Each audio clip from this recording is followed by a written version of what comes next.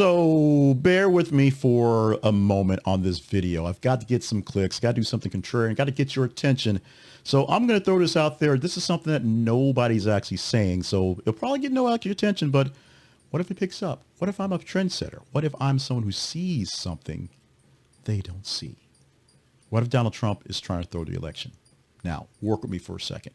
In 2016, Donald Trump came down an escalator and said, Mexicans are rapists. I'm going to fix that.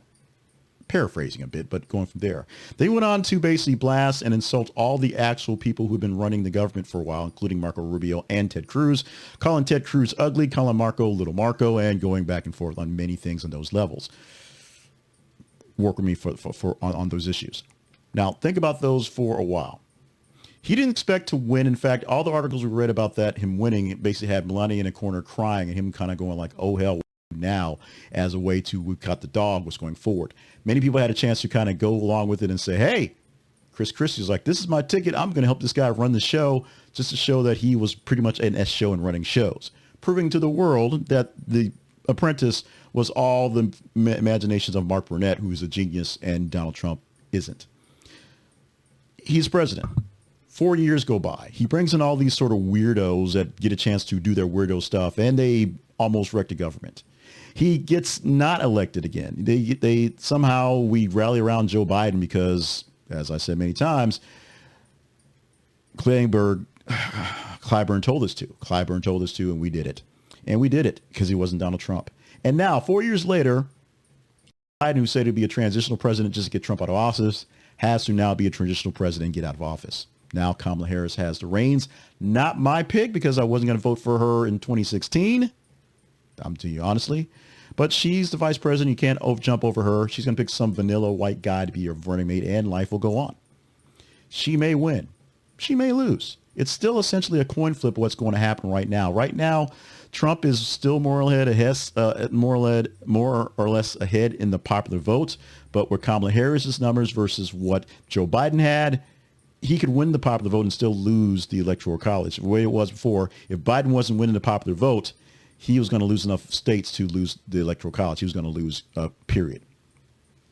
The Harris campaign is energized. They're happy. They're jazzed up. Now, here are some things that make me believe that Donald Trump does believe he can't win this and is trying to save face, if you will, and go for another chance of, oh, they stole it, as opposed to him dropping out, because at this point, it's way too late.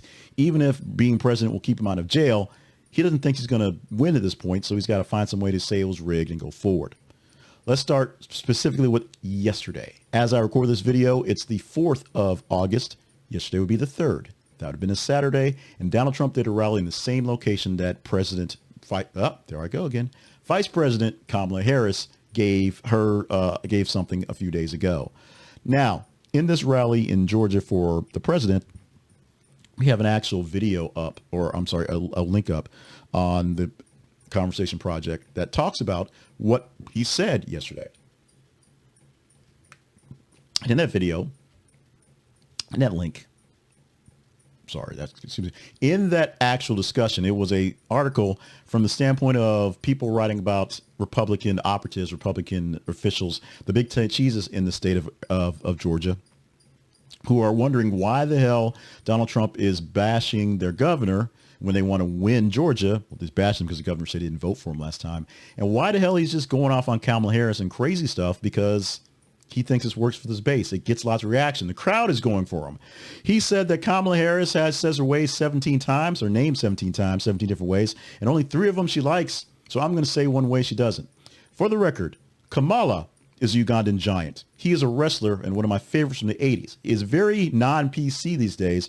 Watching big fat guy slap his stomach with big old moon stings on his boobs and have a guy named Kim Chi chase him around was hilarious when I was 12 in the 80s.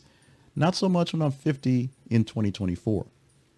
Meanwhile, Donald Trump is saying crazy things at rallies. Donald Trump picked a very, very vanilla white guy who flip-flopped on him and is having very little response in the way of getting people to pay attention or care about him, that being Mr. Vance, 1JD.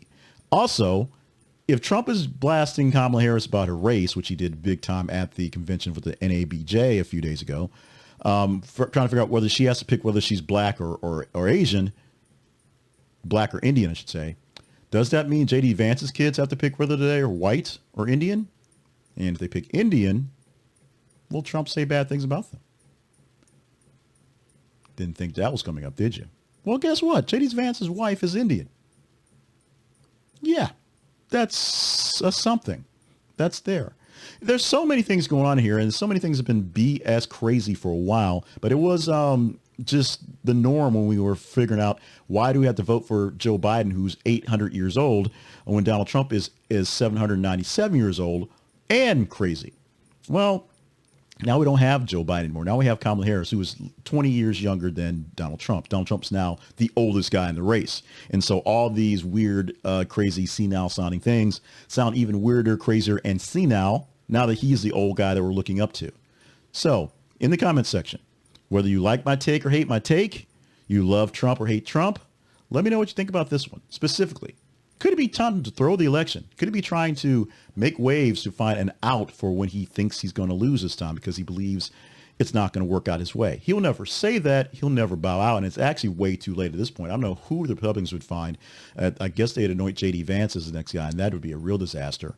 Maybe Ramaswamy could be his running mate, and then we'll have all sorts of craziness going on. But at the moment, Donald Trump is our man on the Republican side.